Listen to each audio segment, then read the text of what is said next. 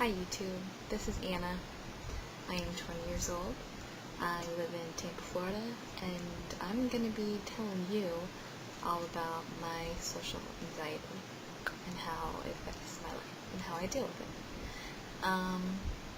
I've been staying up pretty late at night lately and just wasting time on the internet, especially on YouTube, and I started looking up social anxiety disorder and seeing if other people, what they had to say about it. And I ran across just some very brave and honest people telling their stories on YouTube, like Janie from Korea and Spiffy Rich.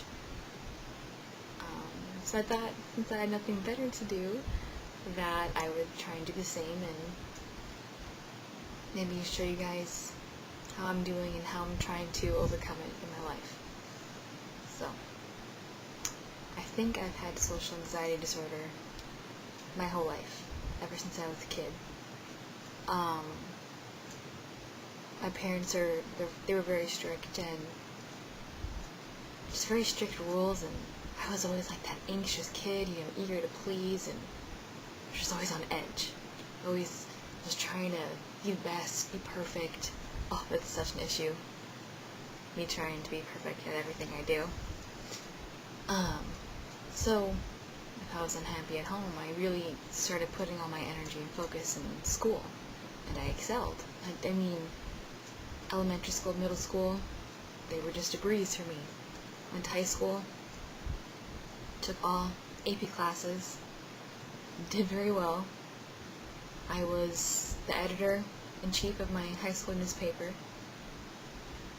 I was really passionate about writing and talking to other people and, having that connection, that personal connection. And it just really interested me in finding out how people, just how they become who they are, and what makes them tick, and how they're different from me, but how, in a sense, we're all the same, which I still believe today. But here comes the anxiety issue.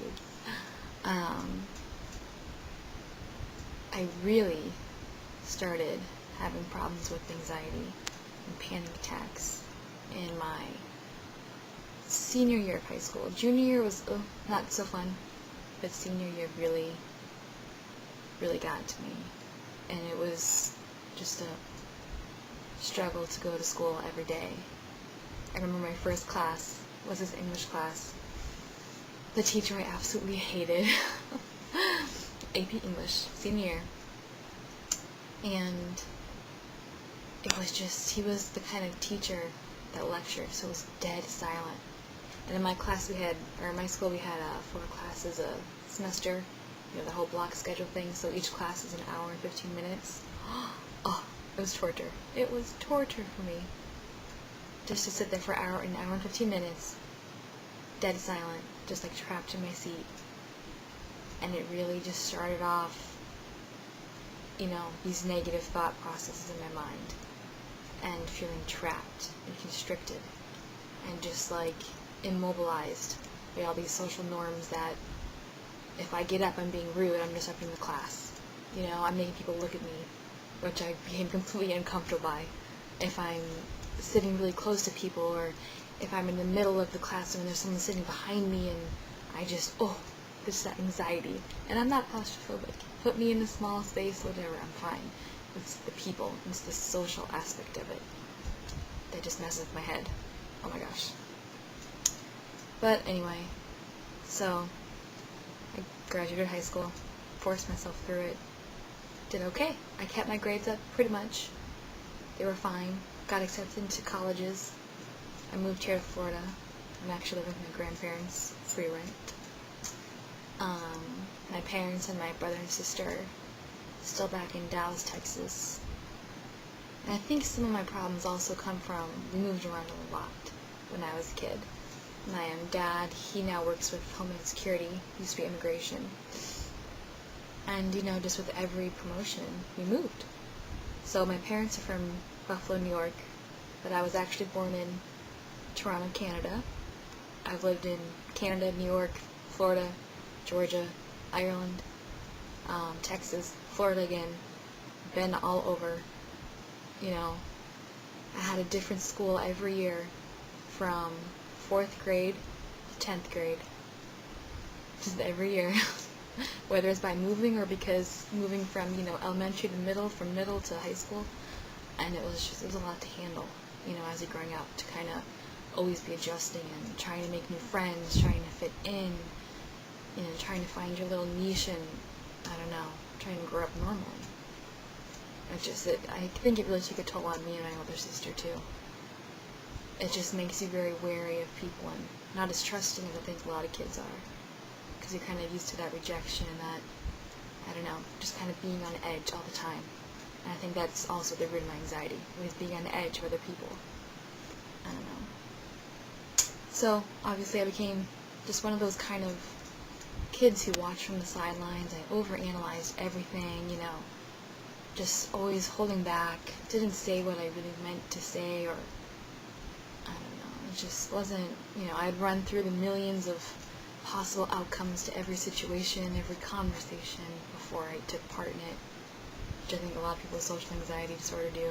It's just, you think of every negative, possible negative outcome, and if you just think so, focus so much of your energy on those possible negative outcomes that you end up not doing anything in the first place. So, right now, in college, school is definitely just my major issue. That's what causes me to be just so drained and depressed and out of it, not wanting to do anything, not wanting to interact with the people, not wanting to go out, because I'm constantly thinking about it.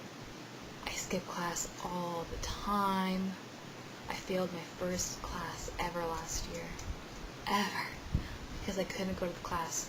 Just that classroom, the setup, the way the teacher was, caused me so much anxiety. I could not pull myself out of it. Just couldn't. This semester, I'm withdrawing from 2 classes out of 4. And one class I know I'll pass. It's an easy chem class, and all I have to do is show up for the test. Another one, I'm going to have to be creative and try to make up some points there, but the other 2 are so, I've just skipped them so much, and they're just too far gone. I have to withdraw, or else I'll get 2 more Fs. I can't do that because I'm on a scholarship at my college, because my family doesn't have money. Therefore, dropping out of college is not is not even possible, because I have about $50,000 out in student loans already.